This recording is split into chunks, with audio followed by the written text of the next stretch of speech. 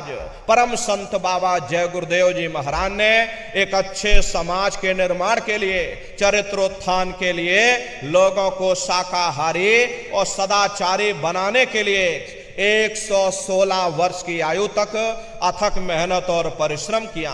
हमारे गुरु महाराज ने अपने गुरु की याद में मथुरा आश्रम पर इतना विशाल मंदिर बनवाया। गुरु महाराज हमारे कहते थे, बच्चा मंदिर का वो देवता वहां पर बैठ करके बरकत बांट रहा।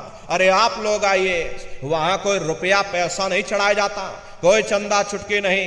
अरे आप लोग आए, मंदिर के देवता के सामने अपनी एक बुराई को चढ़ा दीजिए। वहां पर बुराई चढ़ाई जाती है कि हम आज से मांस मछली नहीं खाएंगे, हम आज से अंडा शराब का सेवन नहीं करेंगे, हम आज से झूठ नहीं बोलेंगे, हम आज से किसी को धोखा नहीं देंगे।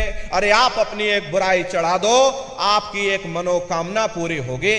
ऐसा वरदानी मंदिर हमारे गुरु महाराज ने अपने गुरु की याद में मथुरा दरबार में बनाया है।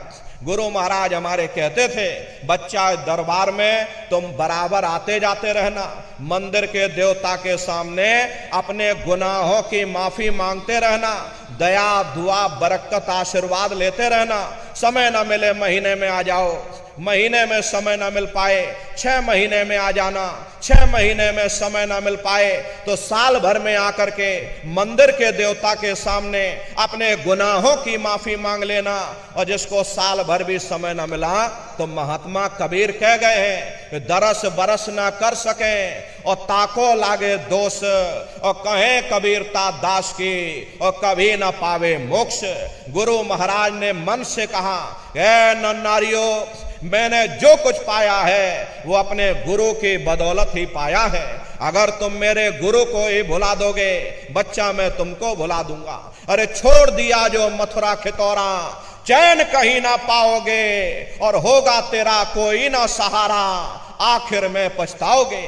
इसलिए प्रेमी भाई बहनों, हमारी आपसे प्रार्थना है, अपने दरबार में बराबर हाजिरी देते रहना, दया दुआ बरकत आशीर्वाद लेते रहना। वो हम प्रेमियों का गुरुद्वारा है। देखो, शंकर भगवान और पार्वती जी उत्तराखंड की तरफ चले जा रहे थे और चलते चलते शंकर जी ने जमीन पर लेट करके दंडवत प्रणाम किया। पार्वती जी ने पूछा कि भगवान ये बताइए, यहाँ ना कोई पेड़ है, ना कोई पशु है, ना कोई पंछी है, अरे आप किसको प्रणाम कर रहे? तब शंकर जी ने उत्तर दिया कि पार्वती या भूमि की, और क्या कहूं वर्णन भाग्य, और 10,000 वर्ष पूर्व संत रहे यही जाग। हे पार्वती, ये जमीन के बहुत बड़े भाग्य हैं। आज से 10,000 वर्ष पहले एक संत महात्मा ये जमीन पर आकर सत्संग कर गए थे। ये जमीन बहुत पवित्र है, मैं जमीन को प्रणाम कर रहा हूं। अरे आज हमारे गुरु महाराज 50 वर्ष मथुरा आश्रम पर रह करके अपने चरणों से वहां के कण कण को पवित्र किया। प्रेमी भाई बहनों, वो हम प्रेमियों का गुरुद्वारा है, हम प्रेमियों का दरबार है। अपने दरबार में बराबर आते जाते रहिएगा।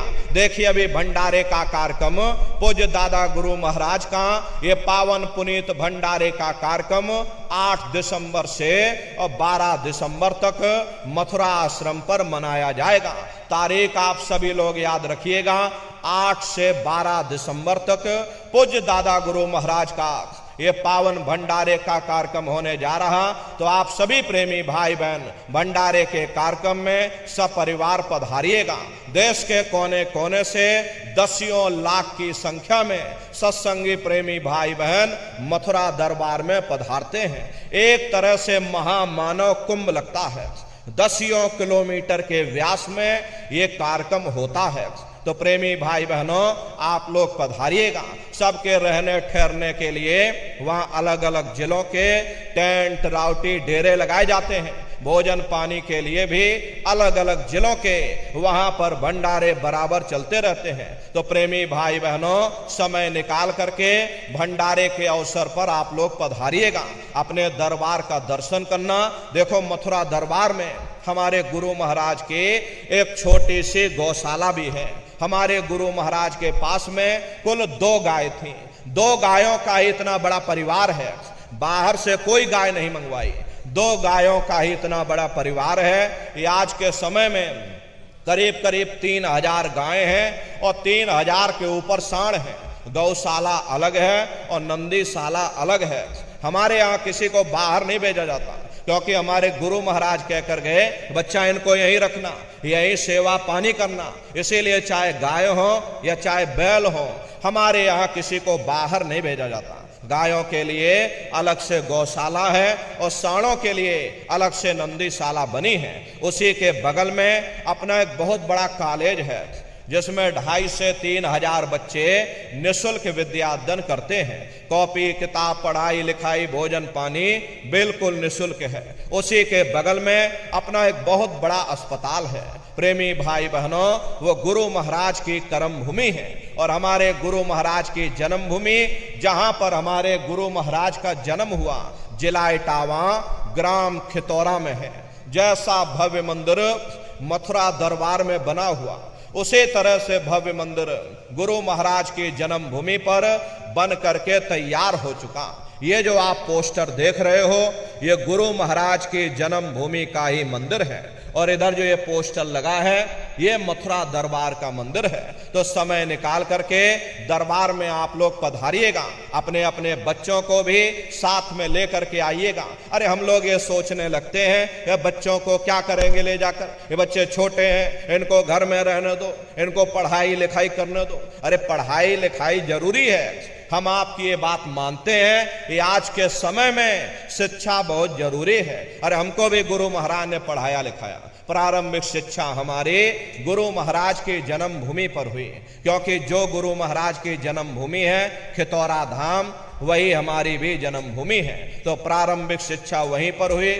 उसके बाद 5 वर्ष की उम्र में गुरु महाराज अपने साथ मथुरा ले आए। आगे की पढ़ाई लिखाई गुरु महाराज ने मथुरा में कराई। तो कहने का मतलब यह है कि हमारे गुरु महाराज ने हमको भी पढ़ाया लिखाया। लेकिन प्रेमी भाई बहनों, पढ़ाई लिखाई के साथ साथ अच्छे संस्कार भी जरूरी है। और संस्कार कोई MA BA की डिग्री कर लेने से ही नहीं पड़ जाते। अगर MA BA की डिग्री कर लेने से ही बच्चों के अंदर संस्कार पड़ गए होते तो हिंदुस्तान में इतने वृद्धाश्रम न खोले जाते।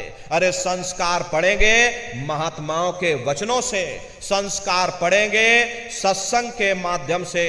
ये बच्चे देश के भविष्य हैं। इन बच्चों के अंदर अच्छी शिक्षा के साथ साथ अच्छे संस्कार डालना ये बहुत जरूरी है।